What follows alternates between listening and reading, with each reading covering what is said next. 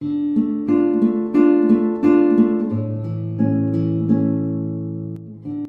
Reading ನಿಮಗೆ ಅನ್ವಯಿಸಿದರೆ ಅಥವಾ ರೆಸೊನೇಟ್ ಆದರೆ ಮಾತ್ರ ತೊಗೊಳ್ಳಿ, ಇಲ್ಲಾಂದರೆ ಬಿಟ್ಬಿಡಿ. ಇದು ಒಂದು ಜನರಲ್ ರೀಡಿಂಗ್ ಮಾತ್ರ ಆಗಿರುತ್ತೆ.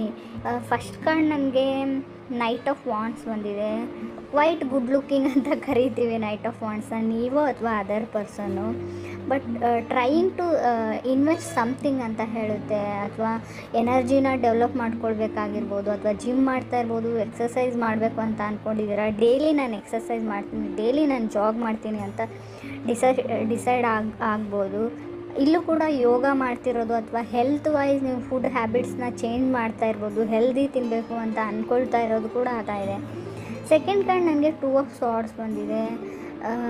ಇವಾಗ ಹಿಂದೆ ಇದ್ದ ಸಿಚುವೇಶನ್ ಏನೇ ಇರಲಿ, ತುಂಬ ಗೊಂದಲಗಳಿರಲಿ, ಏನೇ ಇರಲಿ, ಇದರಲ್ಲಿ ನಿಮಗೆ ಒಂದು ಕ್ಲಾರಿಟಿ ಕಾಣುತ್ತೆ. ಏನು ಮಾಡಬೇಕು, ನಾನು ಏನು ಡಿಸೈಡ್ ಮಾಡಬಹುದು ಅನ್ನೋ ಕ್ಲಾರಿಟಿ ಕಾಣುತ್ತೆ ಅಂತ ಕಾರ್ಡ್ಸ್ ಹೇಳ್ತಾ ಇದೆ. ಥರ್ಡ್ ಕಾರ್ಡ್ ನನಗೆ ಕಿಂಗ್ ಆಫ್ ವಾಂಡ್ಸ್ ಬಂದಿದೆ. ತುಂಬ ಇಂಟರ್ಪ್ರೀಟ್ ಮಾಡಬೇಡಿ ಅಂತ ಹೇಳುತ್ತೆ. ಅಂದರೆ ಇಂಟ್ರಪ್ಟ್ ಮಾಡಬೇಡಿ ಬೇರೆಯವ್ರಿಗೆ, ನಂಗೆ ಅದು ಬೇಕು, ನಾನು ಮೀಟ್ ಆಗೋಣ, ಸೊ ಮೇ ಬಿ ನಾವು ಯಾವಾಗ ಮೀಟ್ ಆಗ್ತೀವಿ, ನಾವು ಯಾವಾಗ ತೊಗೊಳ್ತೀವಿ, ಯಾವಾಗ ಹೋಗ್ತೀವಿ, ಈ ಥರ ಅದರ್ ಪರ್ಸನ್ಗೆ ನೀವು ತುಂಬ ಡಿಸ್ಟರ್ಬ್ ಮಾಡ್ತಾ ಇದ್ದೀರಾ. ಅಥವಾ ಅದರ್ ಪರ್ಸನ್ ನಿಮಗೆ ತುಂಬ ಹಿಂದೆ ಬಿದ್ದು ರಶ್ ಮಾಡಿ ಪದೇ ಅಂತ ಹೇಳುತ್ತೆ. ಕೆಲವ್ರಿಗೆ ಹೊಸ ಪರ್ಸನ್ ಬರುವಂಥ ಚಾನ್ಸಸ್ ಇದೆ. ಇನ್ನು ಕೆಲವ್ರಿಗೆ ಫ್ಲರ್ಟಿಂಗ್ ಎನರ್ಜಿ ಇದೆ.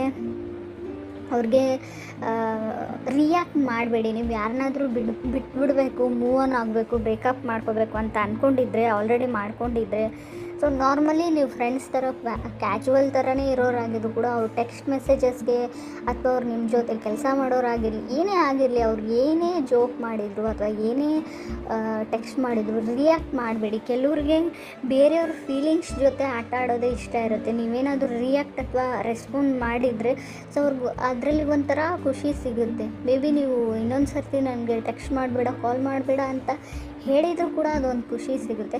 ಸುಮ್ಮನೆ ಇದ್ಬಿಡಿ, ಡೋಂಟ್ ರೆಸ್ಪಾನ್ಸ್ ಅಂತ ಹೇಳುತ್ತೆ ಕಾರ್ಡ್. ಯಾವ ವಿಷಯಕ್ಕೆ ಅಂತ ಗೊತ್ತಿಲ್ಲ, ಬಟ್ ಹೇಳ್ತಾ ಇರೋದನ್ನು ನಾನು ಹೇಳ್ತಾ ಇದ್ದೀನಿ ಅಷ್ಟೇ. ಫೋರ್ತ್ ಕಾರ್ಡ್ ನನಗೆ ಫೂಲ್ ಕಾರ್ಡ್ ಬಂದಿದೆ. ಮೇ ಬಿ ನೀವು ಸೆಕೆಂಡ್ ಚಾನ್ಸ್ ಕೊಡ್ಬೋದು ಮೀನ ಅಥವಾ ಧನುರ್ ರಾಶಿಯವ್ರಿಗೆ ಅಥವಾ ಕಟಕ್ ರಾಶಿಯವ್ರಿಗೆ.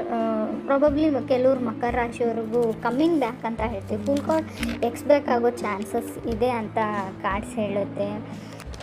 ಇನ್ನು ಕೆಲವ್ರಿಗೆ 9 ಆಫ್ ಸಾರ್ಡ್ಸ್ ಬಂದಿದೆ ನನಗೆ ಫಿಫ್ತ್ ಕಾರ್ಡ್. ಅದರ್ ಪರ್ಸನ್ ತುಂಬ ಭಯದಲ್ಲಿದ್ದಾರೆ ಅಂತ ಹೇಳ್ಬೋದು. ಯಾಕಂದರೆ ನಿಮಗೆ ಹೊಸ ಲೈಫ್ ಸಿಗ್ತಾ ಇದೆ. ಆಲ್ರೆಡಿ ನಿಮಗೆ ಹೊಸ ಪಾರ್ಟ್ನರ್ ಸಿಕ್ಕಿದ್ದಾರೆ, ನಿಮ್ಮ ಲೈಫ್ ಪಾರ್ಟ್ನರ್ ಸಿಕ್ಕಿದ್ದಾರೆ ಅಂತ ಅನಿಸ್ಬಿಟ್ಟು ತುಂಬ ಸ್ಯಾಡಲ್ಲಿದ್ದಾರೆ.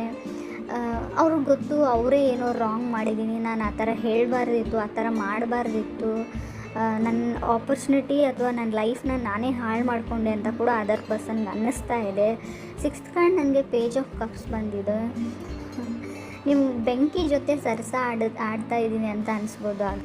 ನಿಮಗೂ ಅಥವಾ ಅದರ್ ಪರ್ಸನ್ಗೂ ಗೊತ್ತಿಲ್ಲ. ಆ ಪರ್ಸನ್ಗೆ ಪುಷ್ ಆ್ಯಂಡ್ ಫುಲ್ ಇಷ್ಟ. ಅಂದರೆ ತುಂಬ ಚೆನ್ನಾಗಿರೋದು ಇಷ್ಟ ಇಲ್ಲ. ಅವಾಗವಾಗ ಜಗಳ ತೆಗೆದ್ಬಿಟ್ಟು, ಅವಾಗವಾಗ ಕೋಪ ಮಾಡ್ಕೊಂಡ್ಬಿಟ್ಟು, ಮಧ್ಯೆ ನೀವು ಅವ್ರನ್ನ ಬ್ಲಾಕ್ ಮಾಡೋದು, ಅವ್ರು ನಿಮ್ಮನ್ನು ಬ್ಲಾಕ್ ಮಾಡೋದು, ಕಮ್ಯುನಿಕೇಷನ್ ಸ್ಟಾಪ್ ಮಾಡೋದು ಕೂಡ ಅವ್ರಿಗೊಂಥರ ಖುಷಿ ಅಂತ ಹೇಳ್ತಾ ಇದೆ.